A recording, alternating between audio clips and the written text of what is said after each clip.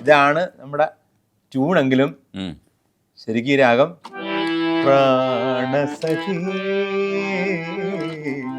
പ്രാണസഖി ചില സിന്ധു ഭൈരവി സിന്ധു ഭൈരവി രാഗരസം.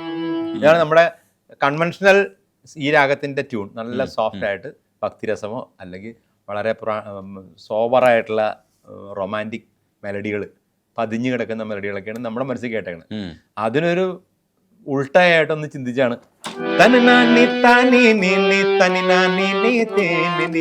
അപ്പൊ ആ രാഗത്തിൻ്റെതായിട്ടുള്ള സുഖം ഉണ്ടാകുകയും ചെയ്യും. തെച്ചിപ്പോയൊക്കെ ചെയ്ത പോലെ തന്നെ അതങ്ങനെ ഇത് സക്സസ് ആയി.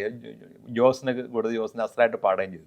ജോസിന് 2-3 ടോണിൽ പാടി, ബേസും ടോപ്പും ഒക്കെ പാടി. അതിൻ്റെ ഓർക്കസ്ട്ര ഞങ്ങൾക്ക് ഏറ്റവും പ്രിയപ്പെട്ട ബെന്നി ജോൺസണും കണ്ണൻ എന്ന് പറഞ്ഞാൽ മരിച്ചുപോയ അവർ രണ്ടുപേരും ചെയ്തു. അവരുടെ അടുത്തങ്ങോട്ട് ഏൽപ്പിച്ചു കൊടുത്താൽ ഇത് ഭദ്രമാണ്. ഓർക്കസ്ട്ര ഒരു ഐഡിയ അങ്ങ് കൊടുത്തു കഴിഞ്ഞാൽ ബാക്കിയുള്ള കാര്യങ്ങളൊക്കെ അവർ ചെയ്തോളൂ. എല്ലാം കൂടി നമ്മളത്തേക്ക് നല്ല ഹരമായി, പിന്നെ നന്നായിട്ട് പിക്ചറൈസ് ചെയ്തിട്ടുണ്ട്. അങ്ങനെയാണ് ആ പാട്ട് ഇത്രയും കയറി വരാൻ തുടങ്ങി. അപ്പോൾ ബേസിക്കലി എന്ന് പറഞ്ഞാൽ ആ ട്യൂണിൻ്റെ ഘടന എന്ന് പറഞ്ഞിട്ടുണ്ടെങ്കിൽ ആ രാഗത്തിൻ്റെ ഒരു സത്ത അതിൻ്റെ അകത്തുണ്ട്. പിന്നെ നമ്മൾ മെലഡിയാൽ ചെയ്യുന്നു. എന്തായാലും ഒരു ജനകീയമായിരിക്കണം, അല്ലാണ്ട് നമ്മൾ കുറേ കസർത്ത് കാണിച്ചിട്ട് കാര്യമില്ല.